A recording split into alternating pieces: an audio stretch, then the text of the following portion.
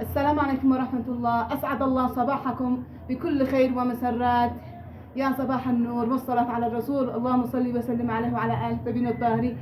أهلا وسهلا بكم من داخل اليمن ومن خارج الوطن الحبيب. نرحب بالغالي الأستاذ عبد الرحمن السماوي، غالي على كل قلوب يمني. السلام عليكم يا أستاذ عبد الرحمن. السلام ورحمة الله وبركاته. أهلا وسهلا بكم يا مرحبا. الله يحفظكم وأسعدنا أن نفعل معك مقابل يا أستاذ عبد الرحمن. كلمنا كيف استقبال رمضان؟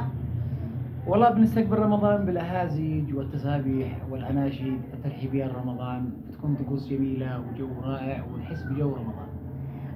كلمنا عن كيف العادة والتقاليد في الزينة، يعني اليمن الحبيبة في كل شارع في كل بيت، في كل محلات تجارية بتزين الطقوس الطقوس ما شاء الله في كل شارع، في كل بيت، في كل مكان.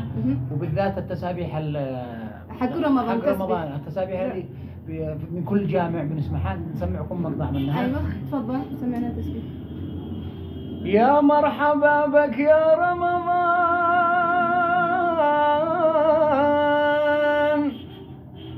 يا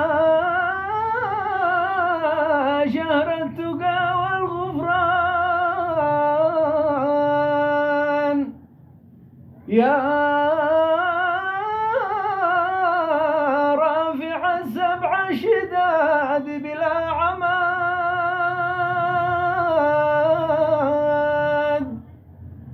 يا باسط الأرض على ماء جماد،